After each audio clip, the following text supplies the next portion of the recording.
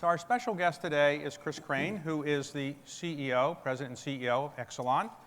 Exelon is one of the largest utilities in the United States, actually by revenue, probably is the largest. It has revenue of about, I guess, $25 billion a year, market cap of about $30 billion a year, has about 8 million customers, is the largest operator of nuclear facilities in the United States, operating 23 nuclear facilities, and has about 26,000 employees. And that is before it acquires, assuming regulatory approval occurs, of the local facility here, Pepco, and that we'll talk about in a moment, but that would be a third major acquisition.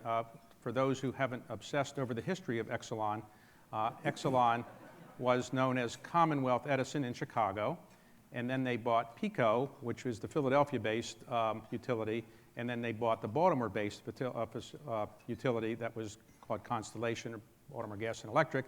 And so with this one, there would be, in effect, a fourth company coming together under the brand name of Exelon. The CEO since 2012 has been Chris Crane.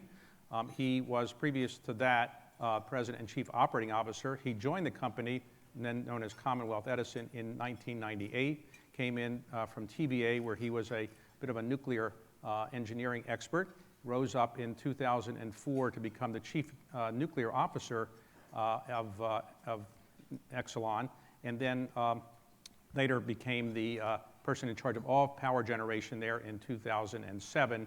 In 2008 became President and COO, and then 2012 President and CEO. He is a native of New Hampshire, grew up in modest circumstances, and has worked his way up to be the head of this company. So congratulations for your success in getting to this position.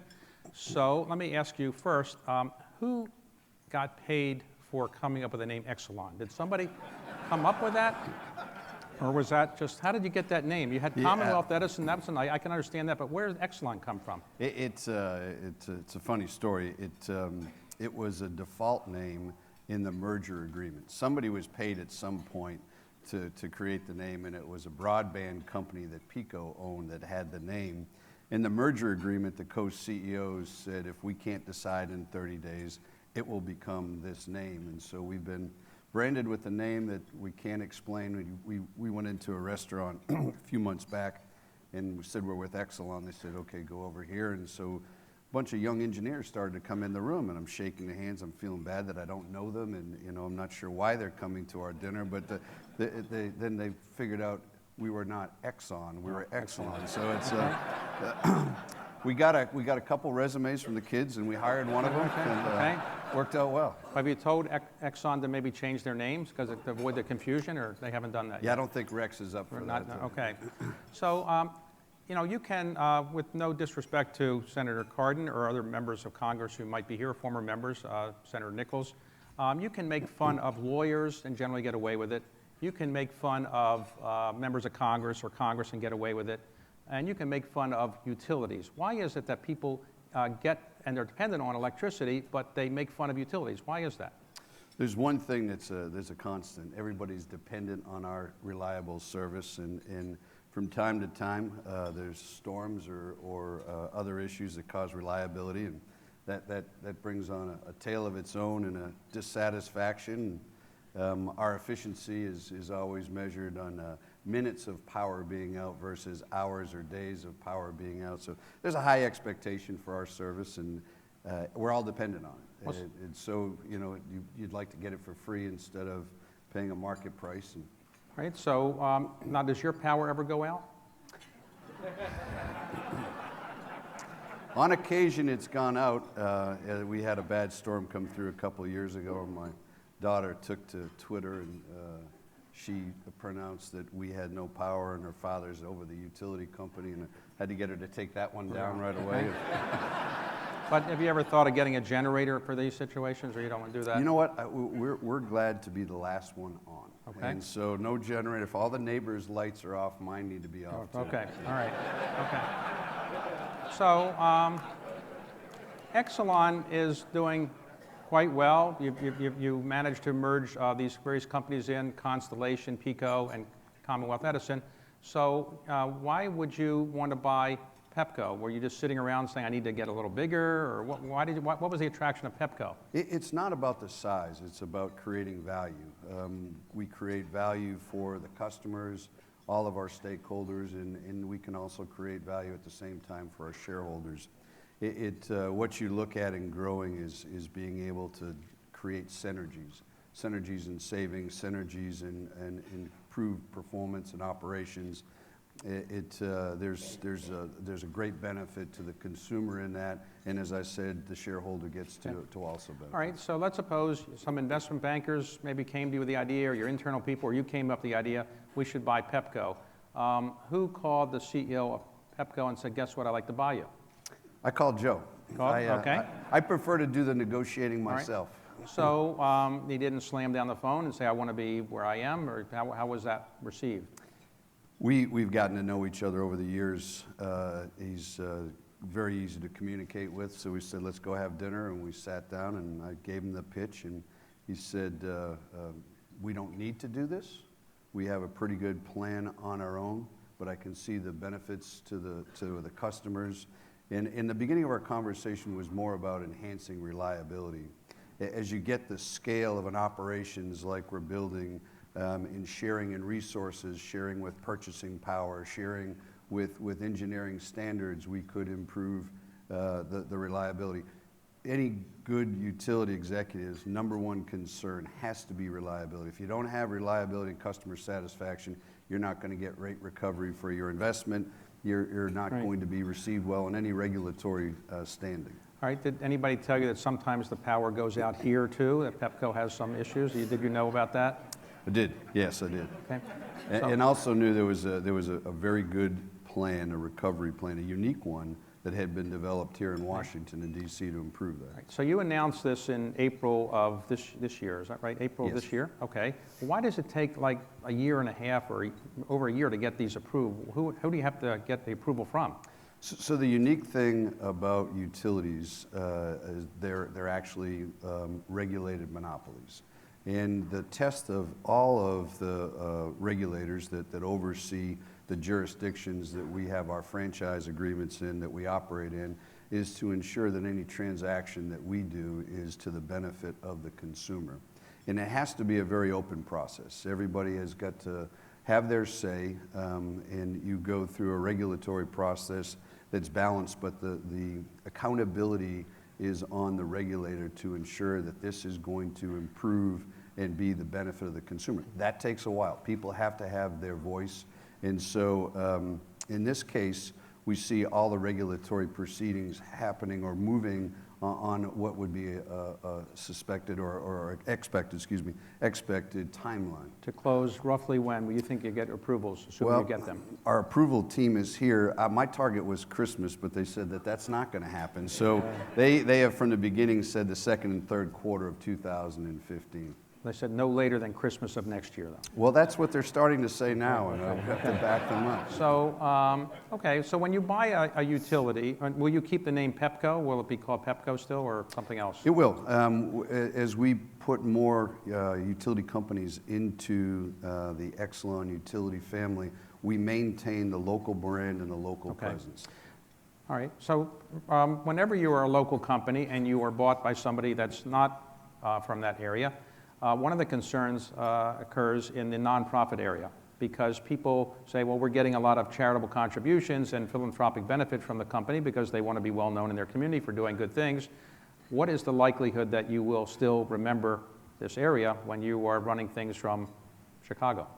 So we understand that to be in an area, you have to have relevance. So your service territory that you provide for has got to be local presence, as I said, and we have to continue to have relevance supporting the needs of the community. We have a long record at all the Exelon companies of doing that. We have committed in our merger proceeding, our regulatory filing, to maintain the level of philanthropic activity that has been, now it is a high that Joe Rigby and his team have brought to a high. We'll maintain that for a minimum of 10 years as a minimum number. So we'll be continuing on with that. Now, before you came along, Joe was thinking of, okay? Joe was thinking of maybe retiring at a very young age, and now you're making him stay on, is that right? Till we get it closed. Okay. So I want to ask you about nuclear energy, because you're an expert in that. You came out of the nuclear area. Is it possible to build another nuclear power plant in the United States in the next 10 years? Is any of them going to ever be built or not? There are 5 units under construction right now. They're in the southeast, and they're in a regulated market, which is a vertically integrated generation through the wires company regulated style marketplace. Where Exelon operates, as is in DC, all the way up through the Northeast and out to the Midwest, we're in competitive markets where power is dispatched based off of its price in a competitive fashion. So unfortunately, the market does not support, from an economic standpoint, the development of merchant nuclear power. If you look at natural gas prices, which have dropped significantly over the past few years, onset of new technology pulling out the natural gas, the natural gas prices today are probably $3.75 an MMBTU. To build a nuclear plant and compete against natural gas, you'd have to have natural gas at about $13 an MMBTU, which would totally stifle the economy. It's so just in other not words, economic. to build a nuclear power plant, which would today cost $4, $5, $6 billion, something, or A more? dual unit site costs $16 billion. Like I said, it costs $16 billion. So you have $16 billion, so you need energy at a very high price to make it work. And so therefore, we have about 103 or 105 nuclear facilities in the United States. Right. And that's about what we're going to have. Well, there'll be the 5 that are under construction right now. We're working on securing the economic viability of the other units. We make a significant investment every year into the nuclear fleet across the country. People look at the plants as 30 years old. Over the period that the average age of a nuclear plant, but every year there's hundreds of millions of dollars in the country being spent on upgrading systems, upgrading controls, so maintaining them at high levels. Our focus right now, through our friends here with the Nuclear Energy Institute and the Edison Electric Institute, is ensure that we have the regulatory support and the market design to keep the existing plants operating to an extended life. And I should have mentioned, you're the chairman of the Nuclear Energy Institute and the vice chairman of the Edison Electric Institute, is that right? Yeah, and my good friends, yes. Okay. So today, do you care if oil prices are $80 a barrel, $100 a barrel, $120? Does it make a difference to you? And which, for the consumer, should it make a difference? Well, definitely to the consumer. I mean, gas price or oil prices coming down, gasoline prices are coming down. There's more liquidity that the families can have to spend and pay their bills. But it does not affect electric prices any longer. Some years back, electricity was being generated significantly by oil, and when oil would get to a certain price, the power plants would switch over to burn natural gas. So there was always a tendency to lock those two together. With the onset of massive amounts of natural gas and the depletion of electricity generated by oil, they've separated. So from an energy perspective or an energy pricing perspective, oil really doesn't affect us. What about coal? Is coal something that's just in the past, or do you really think there's a future for coal in the United States? There's definitely a future for many of the existing assets that have invested into the environmental retrofits to have them comply with the clean air standards. There's advancement coming on clean coal technology, although right now it's very expensive and it's more in the exploratory side. But the one thing that we have to understand and respect, as we move to more renewables, which are definitely good, we see that as an advantage for the country and for the environment, we have to remember the standards of reliability. During the polar vortex, it was an eye-opening event. We've had a greater dependency on natural gas, and we all support the development of natural gas. There is periods of time during weather situations where the renewables just can't get the wind to run or the sun to shine. we got to a point of almost losing the grid on July 7th of last year. The nuclear plants were running straight out. The weather doesn't affect them. Many of the coal units were running, but some were very affected by the cold weather, and some of these are aging plants that are going to be shutting down in a year or two because of laws. And then you're dependent on the natural gas plants. And what happens, there is a lack of coordination today. We're working on that coordination, but there's a lack of coordination between the gas day and the electric day. The number one priority for the natural gas system is to maintain home heating. So that means the gas plants can't get the natural gas to operate. So there's, long story short, we can't walk away from coal. There's a reliability issue to maintain the system, and we just have to work on the environmental retrofit. What percentage of the power that you generate comes from renewables and or wind or solar? Is there a certain percentage you can say? For us as Exelon, we're about close to 60% nuclear, another 30% natural gas, and about 10% hydroelectric, solar, and wind. And do you think solar will ever be economically feasible to be a significant contributor to you or other major utilities? I think the economics of solar is improving. It works right now only with an investment tax credit and state tax credits. We see that the development of the technology coming down, and someday it will be at parity. But then you have to step back and say, how do I design a grid that can operate when the sun doesn't shine? We don't have an economic storage technology right now. We get breakthroughs on batteries and mass storage facilities, then you can build a system that's much more dependent on solar and wind. But until that breakthrough happens, you have to back up those resources with either gas, coal, or nuclear. So one part of your job, I assume, is dealing with regulators, legislators. Do you enjoy that part of your job? With all the regulators and legislators in the room, I do. You do, okay. Okay, so what is the hardest thing to convince legislators or regulators about your industry? We do not have the elevator speech on how the electric or natural gas system works. When we start talking, we get into acronyms and we lose people right away, and I've probably done it 3 times in this conversation already today. What we have to do is get everybody to understand it's an all-of-the-above technology right now, that we have to balance our capital expenditures and our resources, focus on reliability, balance that with environmental, and then continue to advance technologies. We're in a situation right now where people really do want renewable energy, and we're a renewable energy provider. But you can get to a certain point where you saturate the market. California, it's been very public, the system operator in California, in a couple years they will have incented so much solar and wind in California. Right now the power is probably selling on the wholesale market here for about $35 or $40 a megawatt hour. In a couple years in California, there'll be so much solar on the system to be able to operate the system with levels of stability. They're going to pay people in California $300 a megawatt hour to consume power during the middle of the day. What we're trying to message, without complicating it too much, there is no reason to take good resources, tax-based incentives or others, and overstimulate and subsidize certain technologies that are going to have a real economic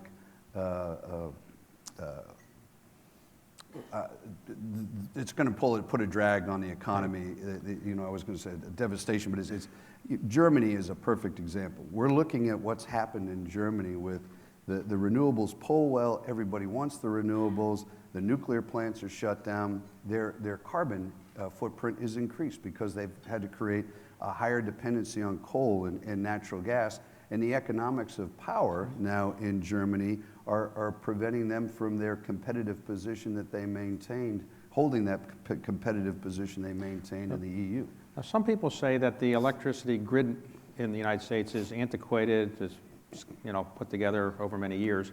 Do you think it's subject to terrorist attack? How vulnerable do you think our grid system is? The grid is been invested in and evolving over the years. We would all like to put more investment in more transmission lines to move power from heavy generation pockets like the upper plains in the Midwest where we have a lot of renewable energy that's constricted. We would love to have improved policies to be able to build more transmission to move power around. But there's a lot of investment that's been going into automated controls and in monitoring on the transmission and distribution system. As a sector, we work very closely with Homeland Security through EEI, the Electric Security Council.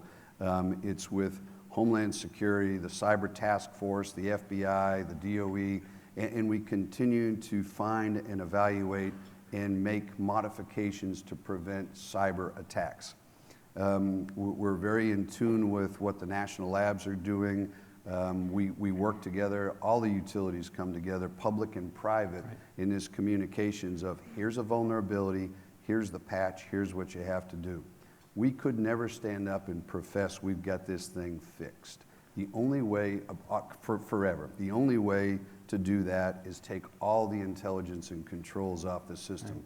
Right. Our approach right now is first, stay in front of and understand with the government experts that are trending where the new vulnerabilities are at, and our engineers doing the same thing, how quickly we can dispatch the technology to prevent that. Now, when I was growing up in Baltimore, they used to have people come and they were called meter readers. You know what that is? That's a person who would read your meter, and they would sort of how much electricity you use or something. I guess we don't have that anymore, but because I don't see any people coming to my house reading my meter. But how do you know how much electricity I'm really using? How accurate is your standard? So surprisingly, we still have a lot of meter readers. Really? In some of our companies. But these are people who go out to everybody's house and read the meter. Right, and the number one safety issue we have in some of our companies are dog bites. But we're moving beyond that. We have a program at all of the Exelon companies, as with Pepco, to put in what's called smart meters. And with a smart meter, it's a digital meter that can be read remotely. We're putting in communication systems protocols so we can gather that information, not only to read the meter and have an accurate bill sent out on a monthly basis, but today, you were talking about your power being out. If one of our customers without a smart meter has their power out, we don't know it till they call us. And it's just there's the technology that we need to better operate the system is coming with the smart meters. It's not just about billing. How do you dispatch trucks? A storm comes through, we'll have the data analytics to be able to tell us the extent of the outage. We'll know about the size of the crews. We can get to the damaged areas faster. In many utilities today, when a storm goes through, you just send the scopers out, the guys in the pickup truck, and they ride up and down the street and they write down what the problem, how bad it is in the area, and then they go back and get to the board and plan how they're going to fix it. So, technology is really moving us to be much more productive. And the dogs, are they a big problem for the meter readers, or not so much? They are a problem. But we have a couple. It's amazing. We continue. Meter readers are entry-level positions into the utilities. Utilities are great careers. They create generational wealth because we take people in, and so. We had 2 meter readers in the Rock River region up the west side of Illinois that did an app on their iPhone, and they linked it to Google Maps, and they put information on every one of the customers, rural area they're riding around. Where's the meter? What side of the house? Here's how it connects to Google Maps, and then they would put in dogs never on the chain, dogs okay. It's they're helping each other communicate, but another generation. One time I had a summer job. I was a mailman, and they give you a little can of mace in those days, and if a dog comes along, you spray it. So naturally, as the dog came along, and I sprayed it, and later a woman came up to me and said, "Did you spray my dog?" I said, "Yes, here's the dog, no teeth and blind." Why did I said, I didn't know. It looked like it was dangerous. I couldn't tell. Okay.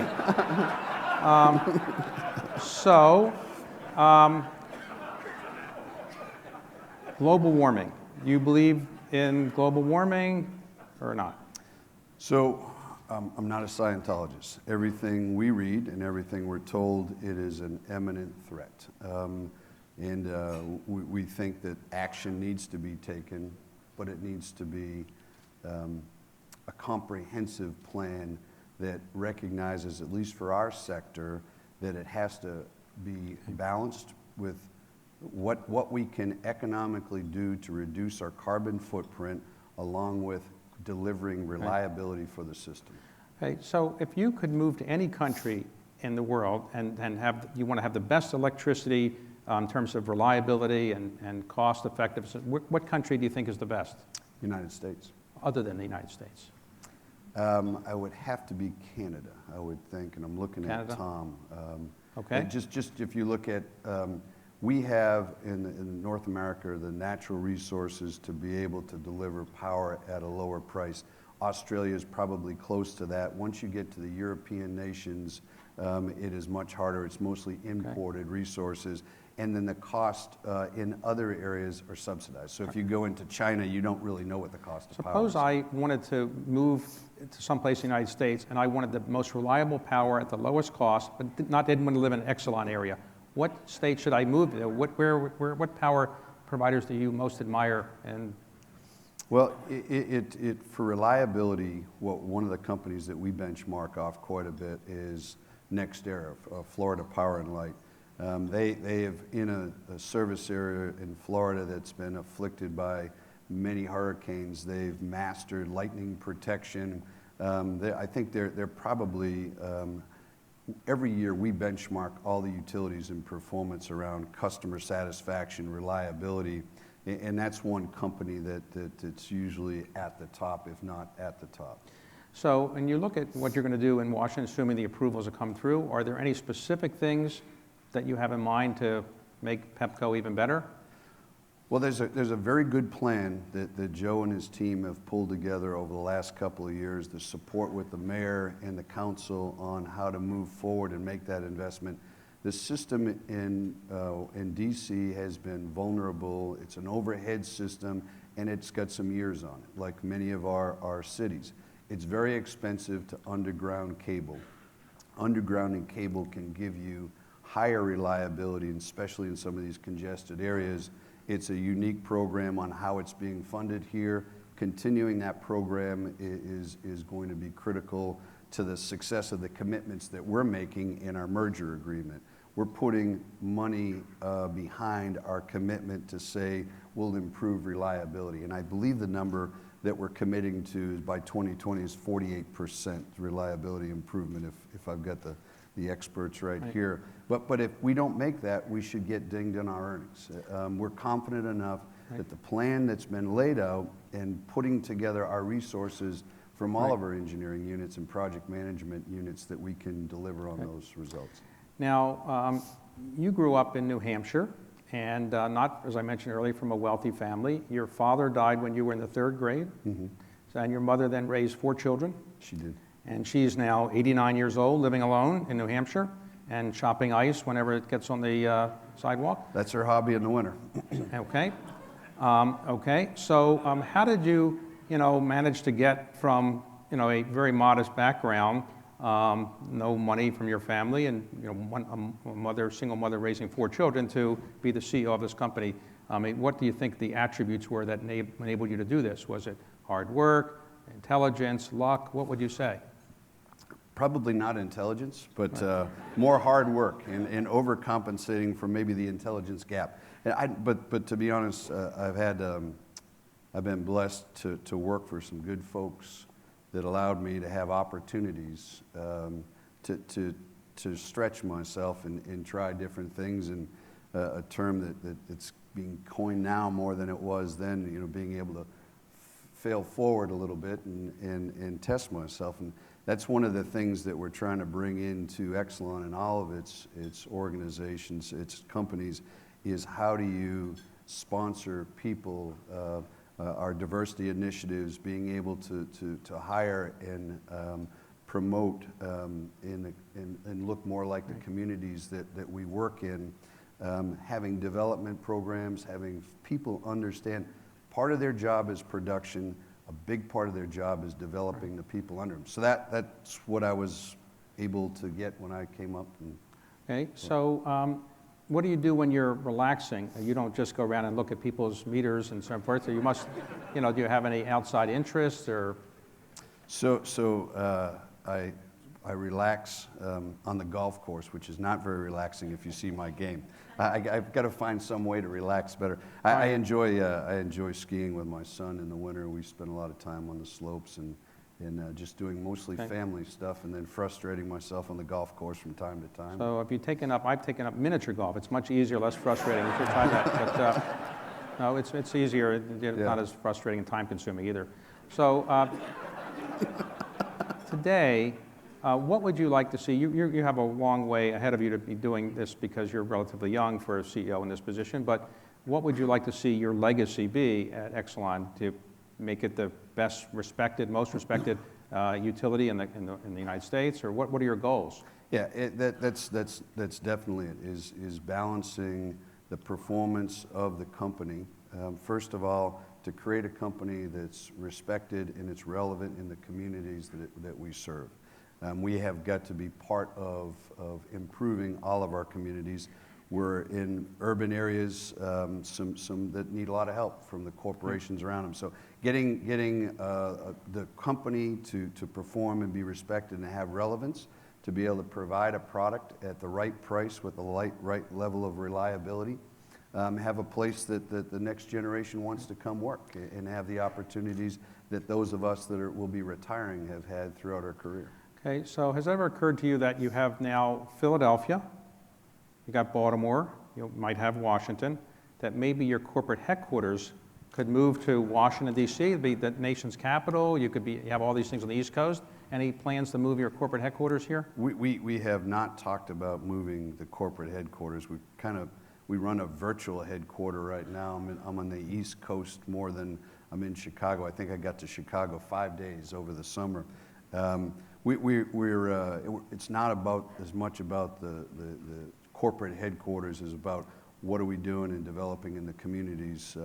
We'll have a significant presence not only with Pepco, but we have an office here in Washington, the Exelon office.